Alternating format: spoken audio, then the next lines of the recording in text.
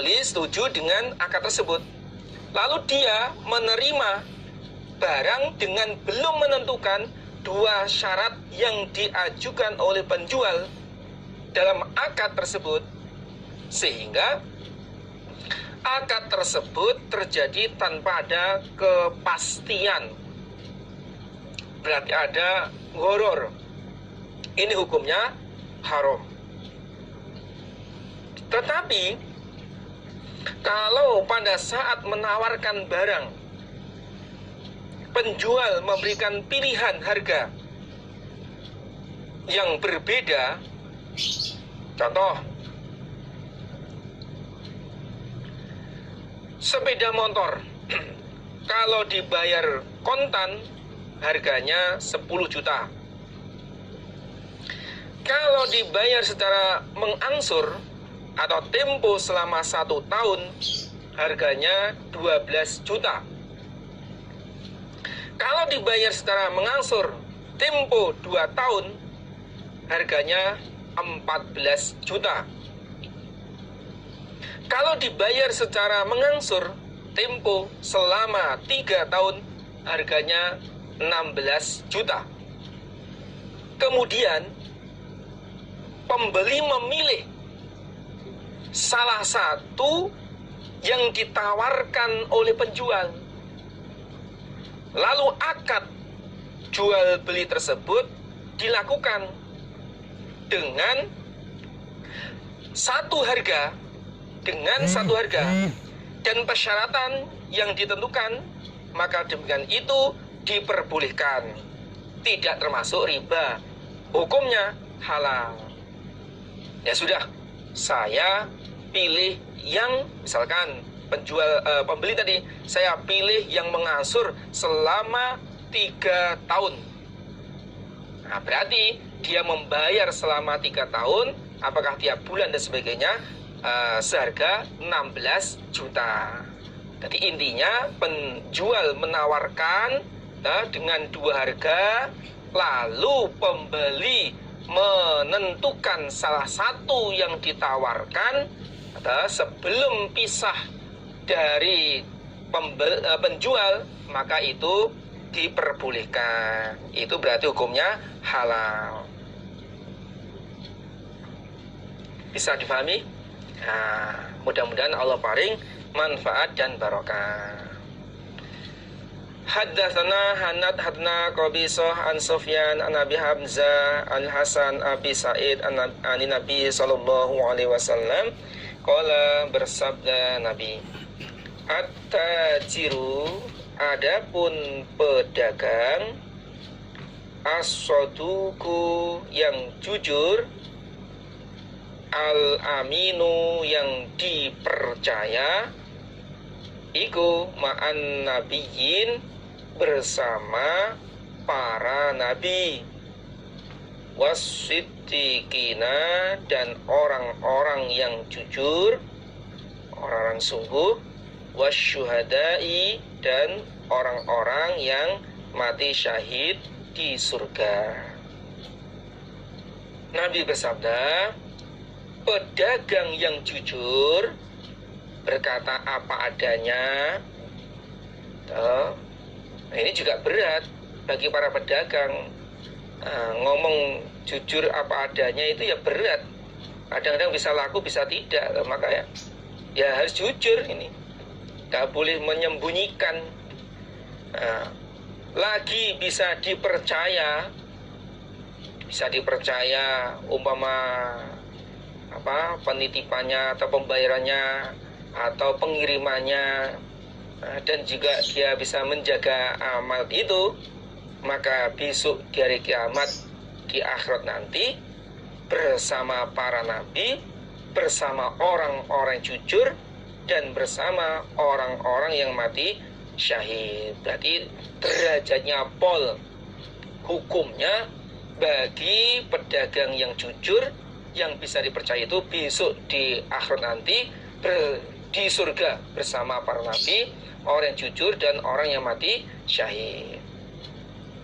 Haddatsana Mahmud bin Ghailan, haddatsana Abu Dawud Qala ambana Syu'bah qala akhbarani Ali bin Mudrikin qala berkata Ali, Sami'tu aku mendengar Aba Zur'ah bin Amr bin Jarir yuhaditsu bercerita dia Aba Zur'ah an Khurasyai bin Hur an Abi Dzarrin an Nabi sallallahu alaihi wasallam. Qala bersabda Nabi, salah satu 3 golongan la yang zuru tidak melihat sapa Allahu Allah ilaihim kepada mereka yaumal kiamati pada hari kiamat, wala yuzakkihim dan tidak mensucikan Allah pada mereka, tidak disucikan dosa-dosanya, berarti tidak diampuni. Walahum dan baginya adapun siksa alimun yang pedih. Ada 3 golongan yang mana besok di hari kiamat Allah tidak melihatnya. Orang yang tidak dilihat oleh Allah di hari kiamat berarti orang yang jelek.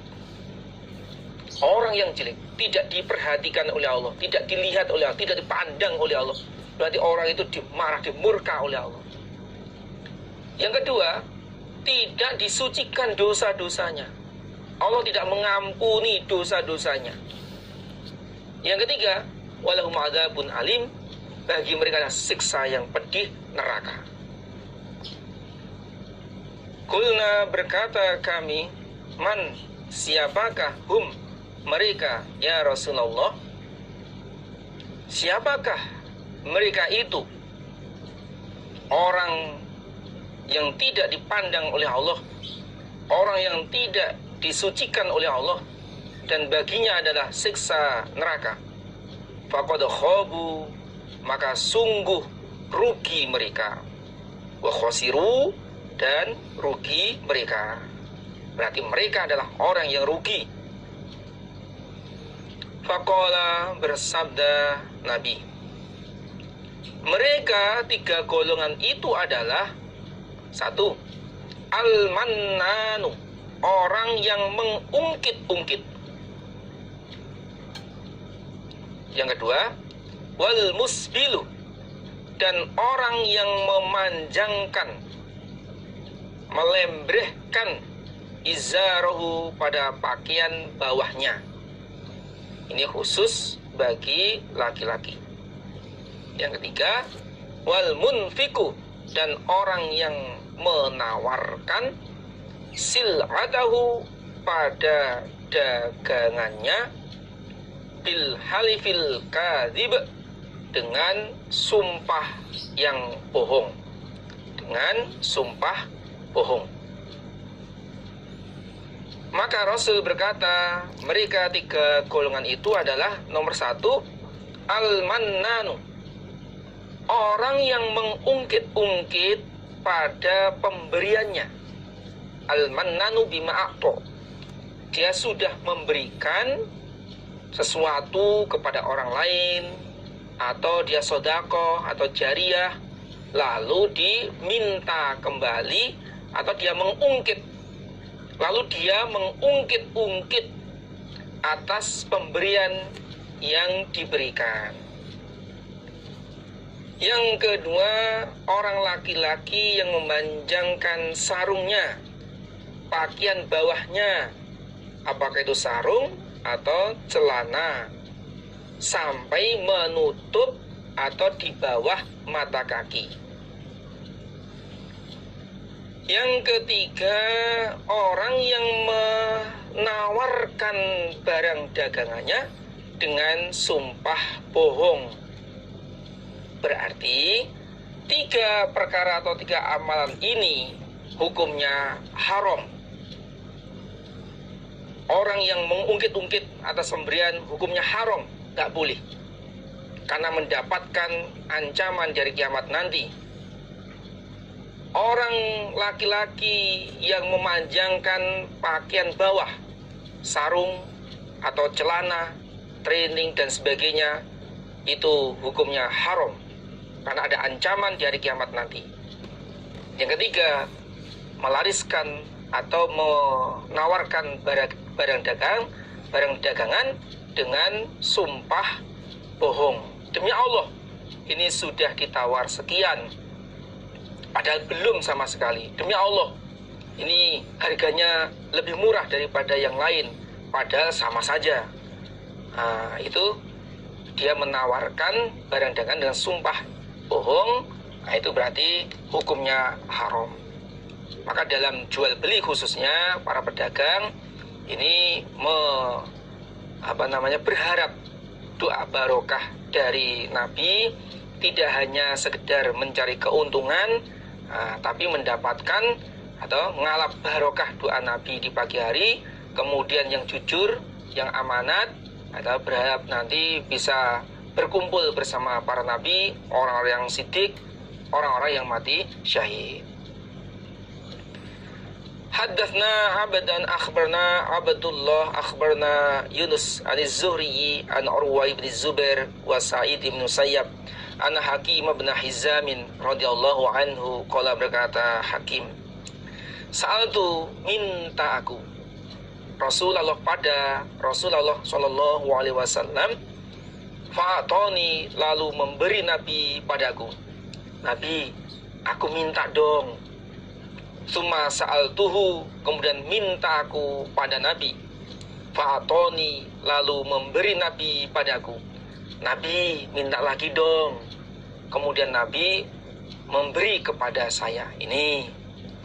Summa sa'altuhu, kemudian minta aku pada Nabi.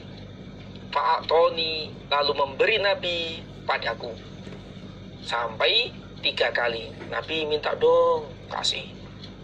Minta lagi dong, kasih lagi. Minta lagi dong, kasih lagi.